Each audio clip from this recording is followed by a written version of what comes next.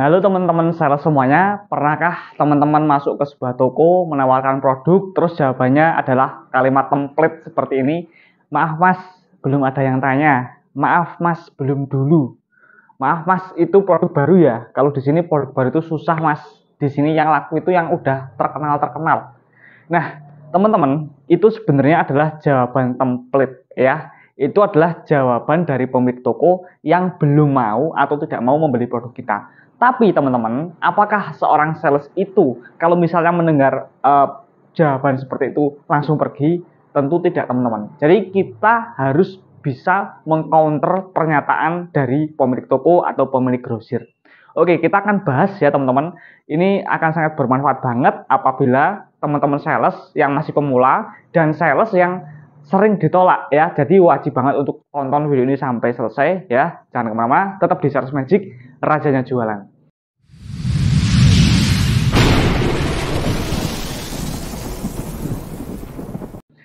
Oke teman-teman, kita membahas mengenai pernyataan template yang pertama.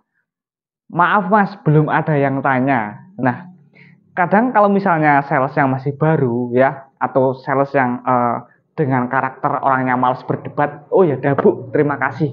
Nah, tapi sebenarnya nggak boleh seperti itu teman-teman. Karena dalam dunia sales itu ada SOP-nya ya. Yang pertama adalah sales tidak boleh memaksa ya. Ingat, tidak boleh memaksa seseorang untuk membeli produk. Yang kedua adalah sales tidak boleh mengemis, memohon belas kasihan supaya produknya dibeli oleh pemilik toko. Nah, yang betul adalah sales harus bisa merayu ya. Gimana caranya pemilik toko mau membeli produk kita ya, mau melakukan repeat order itu harus bisa merayu ya. Nah, terus gimana jawaban atau counter dari pernyataan maaf mas, belum ada yang tanya? Jawabannya adalah ya nyoba dulu bu, beli satu bungkus atau dua bungkus, satu pack atau dua pack. Nanti kan kalau misalnya beli dipajang kan nanti juga ada yang tanya bu. Kadang saya sendiri ya, itu kadang masih sering juga teman-teman. Bukan hanya pernah, tapi sampai sekarang pun masih sering ya mendapatkan uh, penolakan dengan alasan seperti itu. Maaf mas, belum ada yang tanya. Nah, ya jawabannya cuma itu teman-teman counternya. Nyoba dulu bu, satu dua bungkus dulu bu. Nanti dipajang, ditawarkan, nanti kami juga ada tim samplingnya bu. Kalau teman-teman punya sampel, kasih sampel. Ya, tapi kalau misalnya nggak punya sampel, teman-teman bilangnya kami juga ada tim sampel bu, ada SPG-nya, ada yang melakukan pengenalan produk. Nanti kalau di sini udah ada produk dari kita, nanti untuk orang yang disampel itu akan diarahkan supaya beli di toko ibunya. Seperti itu ya. Itu adalah salah satu jawaban yang paling bijak ya. Tapi dengan kita memberi jawaban seperti itu, apakah pemilik toko mau membeli? Belum tentu juga teman-teman ya, belum tentu. Jadi saya katakan bahwa dalam dunia marketing itu sifatnya fleksibel. Jadi terkadang cara ini diterapkan di toko ini berhasil, di toko ini belum tentu berhasil, di toko ini belum berhasil, di toko ini berhasil ya. Jadi kita harus fleksibel, tapi setidaknya dengan kita bisa memberikan counter kepada pernyataan-pernyataan yang mengatakan bahwa ini belum ada yang tanya mas, ya udah bu, nyoba dulu. Nanti toko kan juga akan berpikir teman-teman ya, masa dari 10 orang yang kita kasih jawaban counter seperti itu nggak mau, kan nggak masuk akal teman-teman. Pasti ada yang mau, oh ya udah mas, coba satu bungkus dulu ya, atau dua bungkus dulu ya. Yang penting kita bisa melakukan NOO ya, atau distribusi di toko tersebut. Itu yang pertama. Terus berikutnya yang kedua, penolakan dari toko atau grosir kadang seperti ini. Duh, maaf mas, ini produknya masih baru mas. Kalau di sini susah mas. Saya harus menawarkan macam-macam dan lain-lain. Males mas, sudah mas. Besok lagi aja ya kalau misalnya udah ada yang tanya banyak, nanti saya tak beli. Ya, kadang seperti itu teman-teman. Jadi sebenarnya hampir sama dengan yang pertama tadi ya. Kalau pertama tadi kan belum ada yang tanya. Yang kedua karena alasannya adalah produk kita itu masih baru. Nah, untuk menjawab pernyataan seperti ini kita bisa bilang bu, dulunya semua produk itu kan juga produk baru. Ya, dicoba dulu aja bu. Ini kalau misalnya produk baru kan harga modalnya pasti lebih murah bu. Dan rasanya juga lumayan, rasanya juga enak bu. Ya siapa tahu nanti produk ini di sini bisa ramai, jadi terkenal di toko ini. Nanti kalau misalnya kok ramai, pengambilan ibunya banyak, nanti kami bisa support untuk programnya. Entah nanti program spanduk atau program apapun itu. Yang penting kalau misalnya penjualnya banyak, nanti dari distributor kami ada support programnya. Teman-teman bisa bilang seperti itu ya. Terus berikutnya nih teman-teman, yang ketiga ya. Duh, ini kok saya belum pernah lihat iklannya di TV ya, atau kok belum pernah ada yang iklan di spanduk-spanduk ya. Ini masih baru banget ya Mas.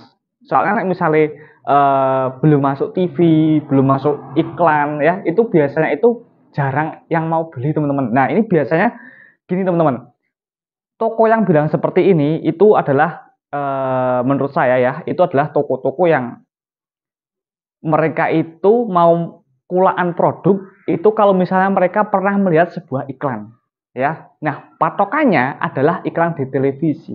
Nah, teman-teman dengan sangat gampang bisa mengcounter seperti ini.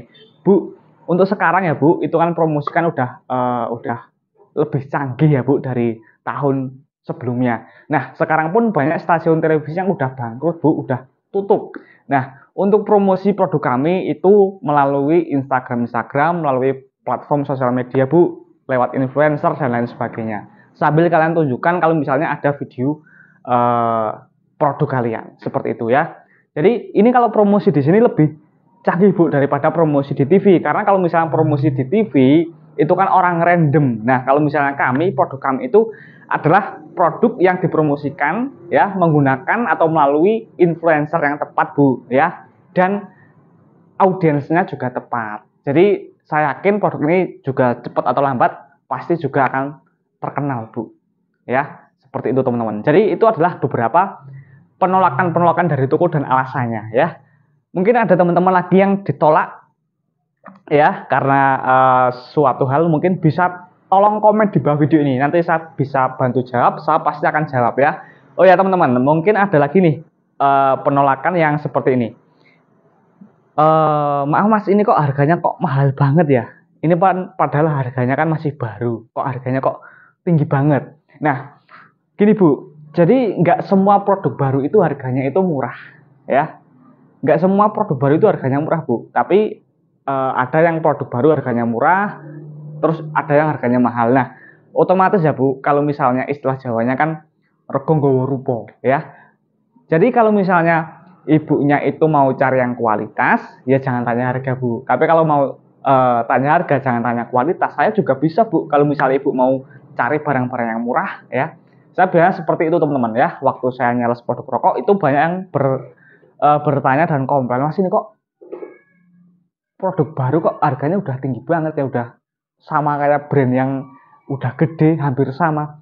Ya tapi rasanya juga bisa diadu, rasanya bisa bersaing. Saya ada yang harganya murah banget tapi keras, nggak bisa dihisap ya.